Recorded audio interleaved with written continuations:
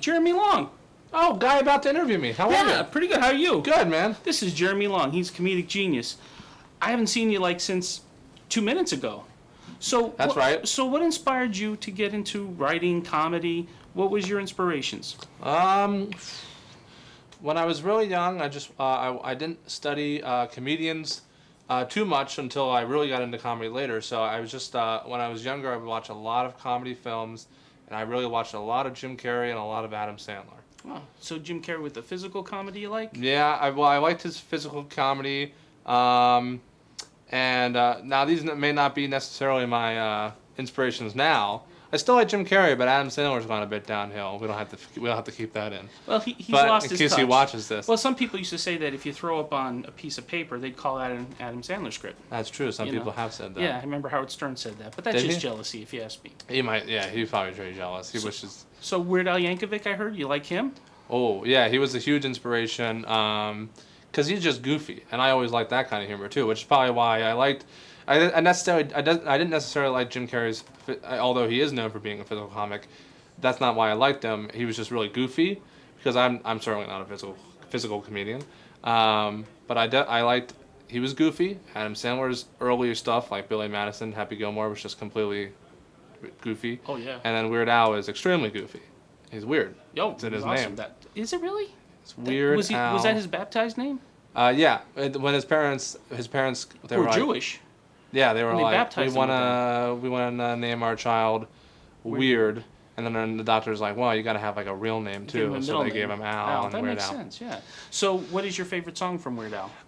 My personal favorite is... But that's just the way things go in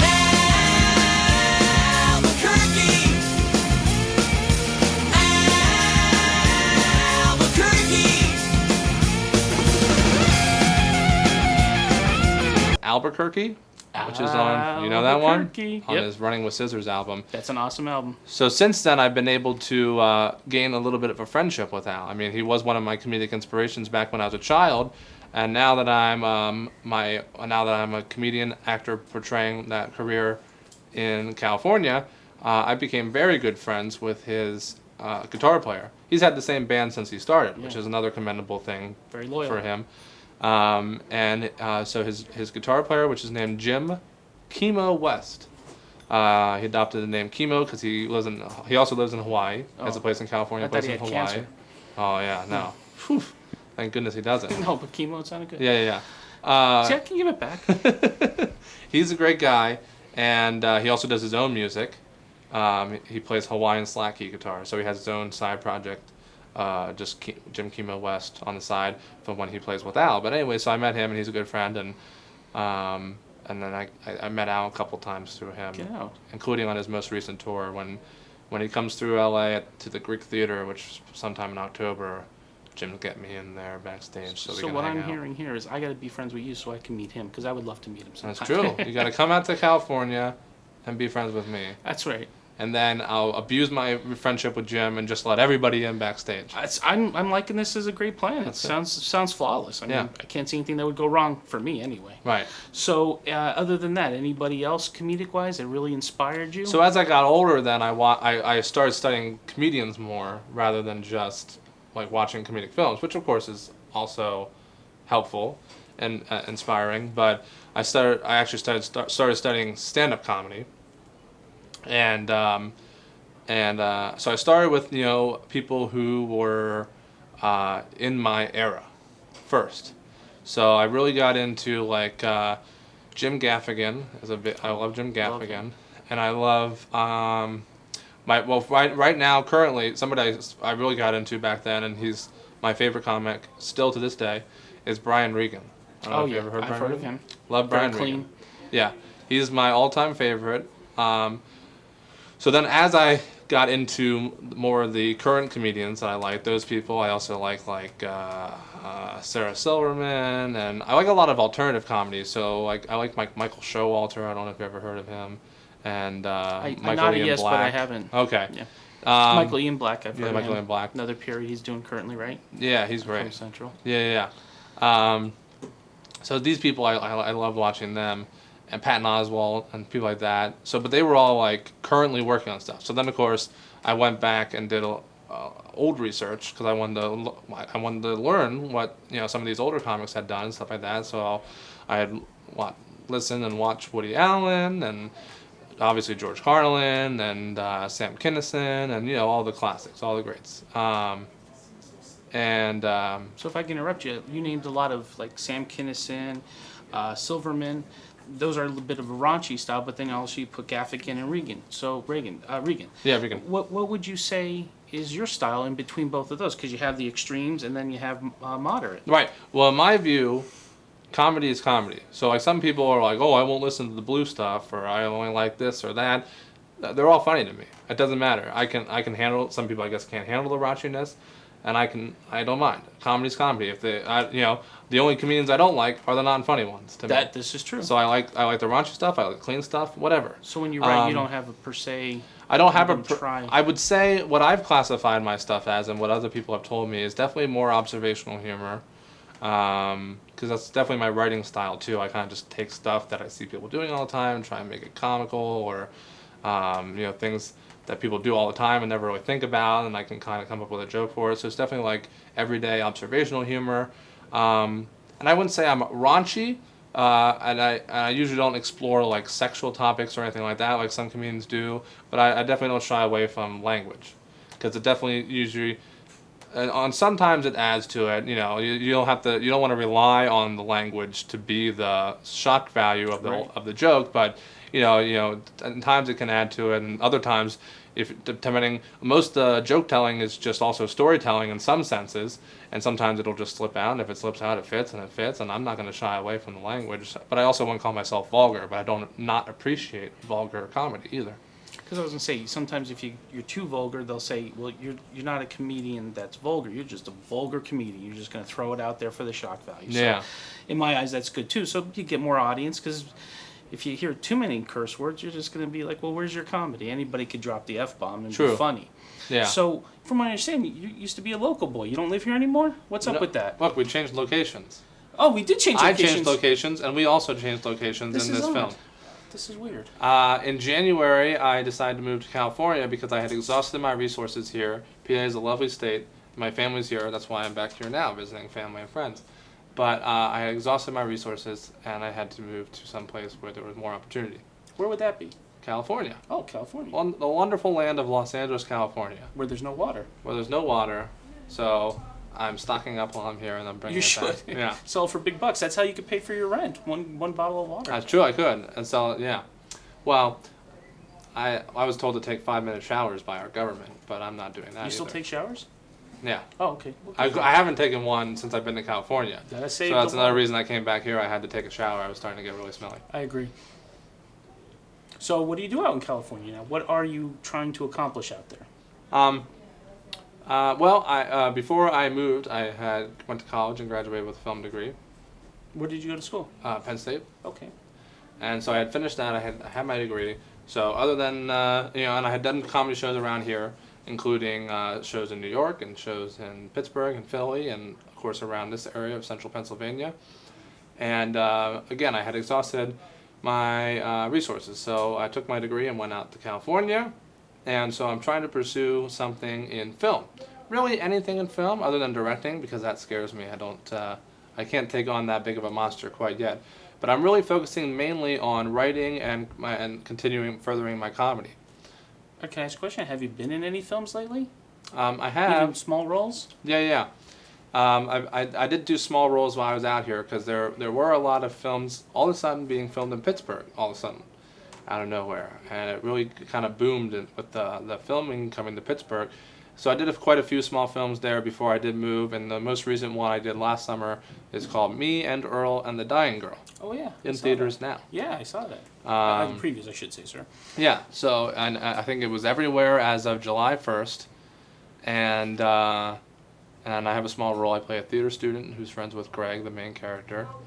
I was on set for a week in Pittsburgh before I moved. This was last summer, and it was fun.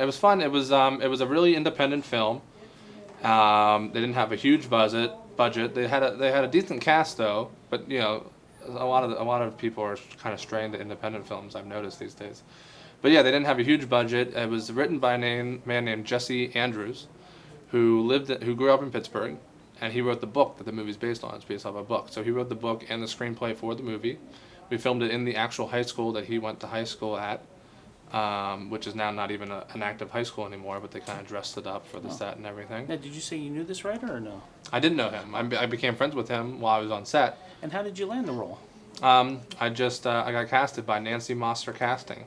I went and did an audition, and they casted me, and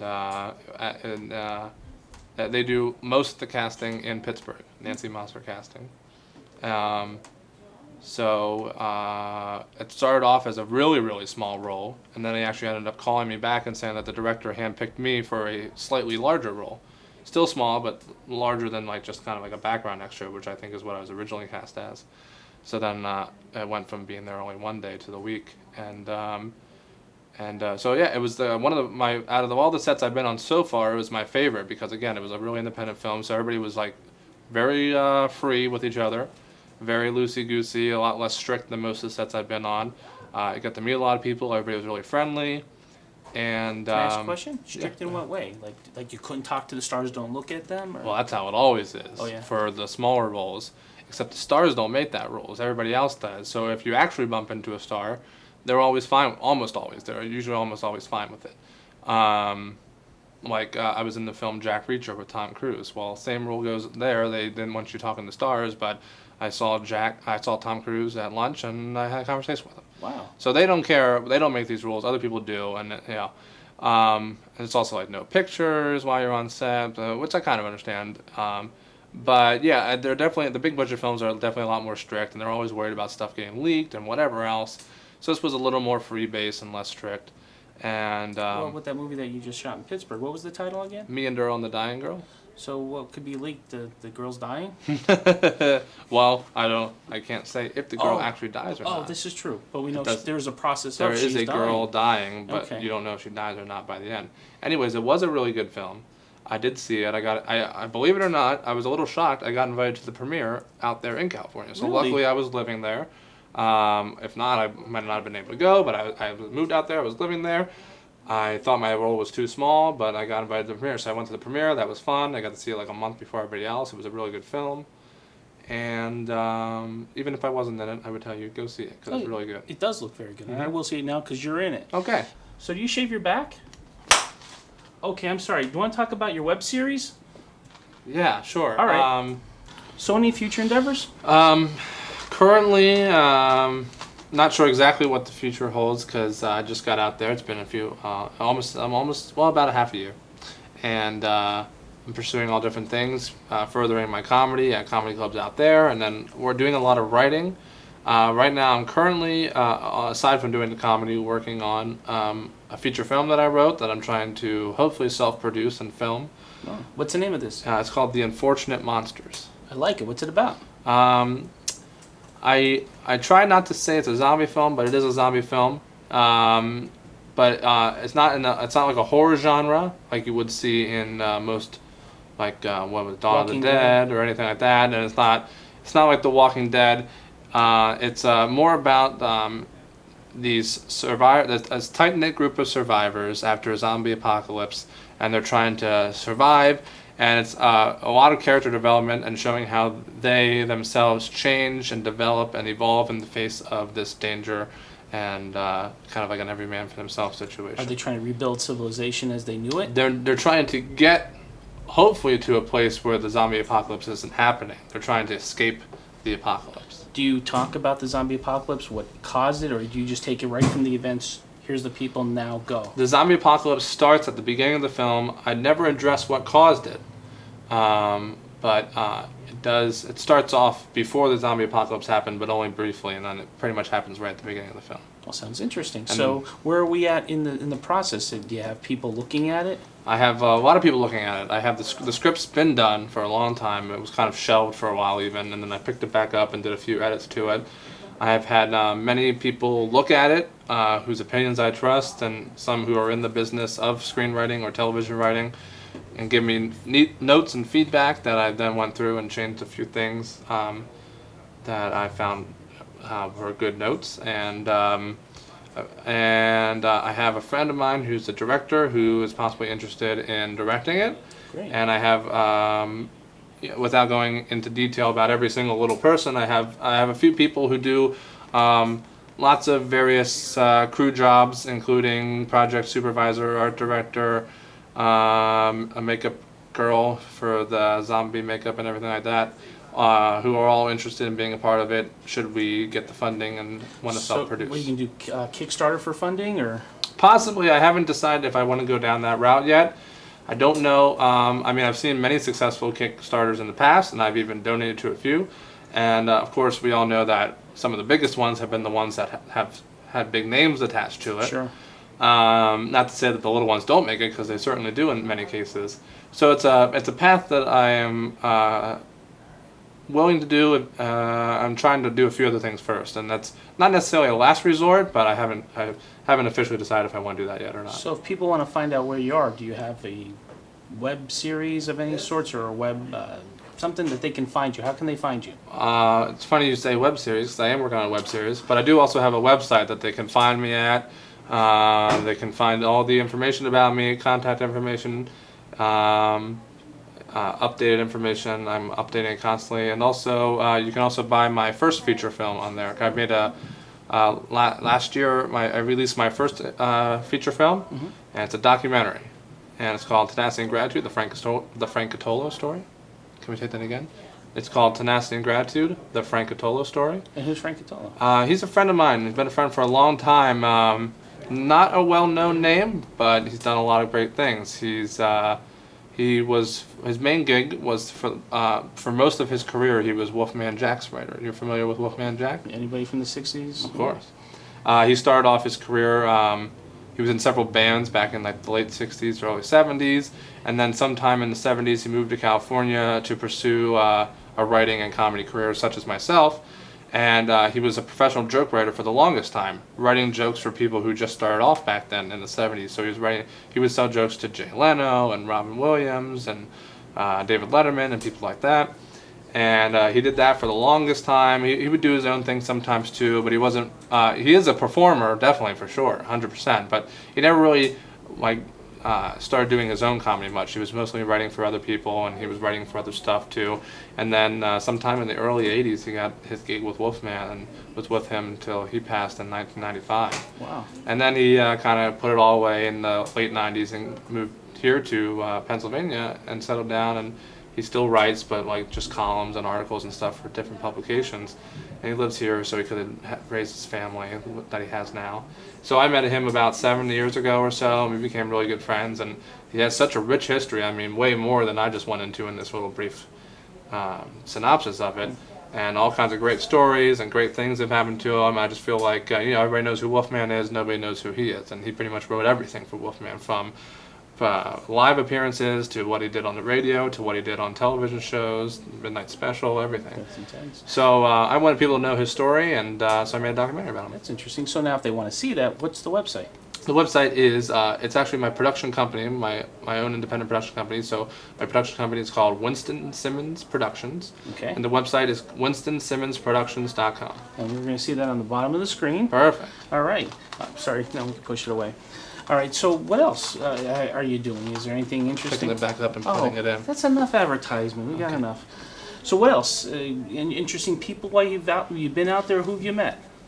I've met a lot of people. Some just brief encounters. Other people I've networked a little bit more, maybe became friends with. Quite a few people I actually knew. I knew them even when I was still out here. I had grown acquaintance with a few people, but I never met them because they lived out there, and they said, hey, when you get out here, we're going to have, give me a call, we'll meet up, we'll have lunch. So that was really helpful because, I already knew some people when I got out there that I said, hey, I'm out here now. So we got together, had lunch, they had lots of great advice.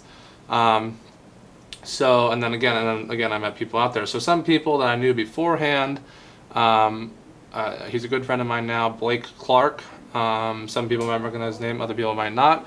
He's a very good comedian. He's in a ton of Adam Sandler movies. In The Waterboy, he was Farmer Fran. I remember him. Yeah, he was in 51st Dates, Drew Barrymore's father. And then, he's in other movies that aren't Adam Sandler movies, but he's in a lot of Adam Sandler movies, and he's a very reputable comic as well. And so he's a good friend of mine. I met him while I was still living here, and then we had lunch at Versailles, very delicious chicken place in California. Wow. Let me just pick up that place name you just dropped. Go to Versailles. No, they're not paying me. Yeah, So really. why should I say it? Yeah. And so it was fun, and so he's a good guy, and he wants to help in any way possible. Another person I met while I was out here, who's definitely very helpful. He's gonna help. He's gonna help a lot with my movie, because he already told me, I gave him a copy. He's gonna get it into some people's hands that he knows, and he knows a lot of people. His name is Snuffy Walden, or official name W.G. Snuffy Walden. He wouldn't like me saying his real name, but he goes by Snuffy, and he is a composer for film and television. He was in a band a long time ago, but now he's a composer. He for film and television, more so television than film, but he did everything from back in the olden days, the Wonder Years, and God knows what. And then more recently, he was the composer for The West Wing, Studio 60 on Sunset Strip, Under the Dome, Nashville. He told me he just finished doing the composing for that new show that's coming on with David Duchovny, whatever, Aquarius. Oh, okay. But I mean, I missed a bunch. I just named a few. He has like a resume of over 100 shows that he's been the composer for. I've had lunch with him several times since I've been out there. And as soon as I brought up my script, he said, "Give me a copy. I'll get it in front of some people's hands." Fantastic. So he's been extremely helpful. Really good. One of the nicest guys ever. So I definitely want to name drop him. How about anybody else? Maybe do you know Seth Green? Funny you should mention. I do know Seth Green. Interesting. I met him quite a few times. I met him before I moved out there, but it was just a Comic-Con. It was like a hello and hey, let me get your autograph picture thing in passing. But then once I moved out there, I have another friend named Rob Paulson, another name that people might not recognize until I explain who he is. He's a voice actor, and he's been in the business for decades. And he's done such voices as Pinky from Pinky and the Brain, Yakko, Animaniacs, Carl Weezer on Jimmy Neutron, the list goes on and on. One of the best guys ever. I'll probably say that a lot, but these guys are genuinely sweet people and very nice. And so he has a podcast that he does, a monthly podcast called Talkin' Tunes, where he talks to other voice actors about the business, and they swap stories and have fun. It's really great, really funny. And he records it live at the Hollywood Improv in Hollywood, California. So I've been friends with him, again, for a while, even before I moved there. But once I moved there, we met for lunch, had a good time. He invited me to his podcast taping, and I've gone every month since. It's a monthly thing. And he lets me in for free, which is great, very nice of him. And then he introduces me to whoever he has on his podcast, so I get to network that way. Well, one time he had Seth Green, because Seth Green, on top of being a very eclectic film actor, he also does voices. He has his own show, Robot Chicken, and he's Chris on Family Guy and all kinds of different stuff. So Seth Green was there once as his guest, and I got to talk to Seth there. Find out we have mutual friends. My friend Andy, who's no one that anybody would know. She's just a friend, but she's also a friend of his. So we have that mutual friends. That got us to talking a little more. And so I met him and talked to him several times since. Talking about this, it's hard to believe that you have friends. So that's interesting. I'm glad you brought these up, because people need to know this. It took moving to California. Yeah. It took moving to California because I had no friends here. Okay. Well, I could see that. It was a pattern that worked for me. That it was really risky to abandon. Lonely during the day, comedy at night, and then I abandoned that pattern. But so far, it's going good. Good. So, anything else you'd like to tell the fan base out there? What they could be looking forward from you is. Well, you brought up my web series earlier, which is a good thing because I feel like I shouldn't maybe not say. Because I can't predict the future and I don't want to be too hard on myself. But I bet you the web series will happen before the film. Because it's a lot easier to get a web series off the ground and running than a feature film, and the funding for that is a lot less. So I wrote a web series with the help of Frank Catolo that I mentioned earlier.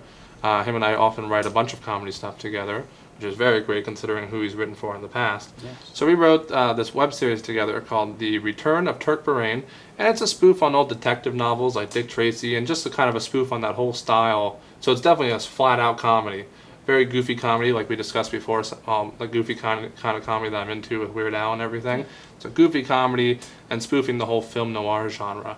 And they're about 10-minute episodes, and I have 13 of them written for the first season. Great. So I'm trying to get that up and running. Honestly, the web series, it was my first idea as a web series. I thought it'd be perfect for a web series, and I have the episodes all written. But a route I want to pursue briefly that I haven't told too many people about it, and it could or could not happen.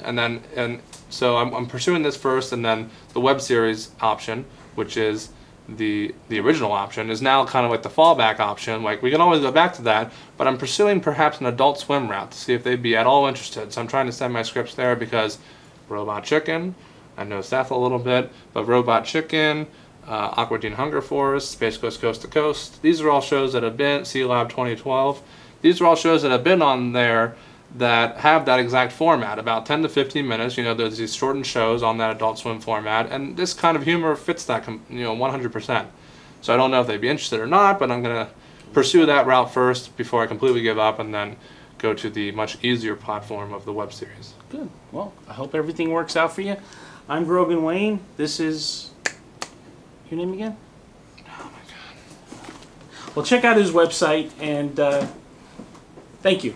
Excuse me, Mr. Dickhead, sir. Oh, I thought I smelled cabbage. I forgot something. What'd you And forget? I thought we just talked to you for how long? What do you want to talk about now? I forgot to say about my social media, so people can connect with me. I'm a social media whore. I need attention to go on living. All right, what do you want to talk about on the social media? You can like me on Facebook. Just type in Jeremy Long. You can like me on Facebook. Just type in Jeremy Long. Could they hate and you on you'll Facebook? If there's a button for that, I wish they'd make one. call no. Facebook. Yeah. How about Twitter? Do you have a Twitter account? Of I course do. you do. Yeah, as I mentioned. Oh, I am. You can find me on Twitter at Jeremy Long MD. he's a medical doctor? My middle initials. Oh. We don't have to get into that right now. So do you think you're going to bother me more? Can I read some comics? Did you get all the social stuff out? All right. We're done? Yeah, Oh, nice meeting you. sir. Oh, not so hard. Okay. I hope to never see you again. Yes. Hey, if I run into you, I hope I'm driving.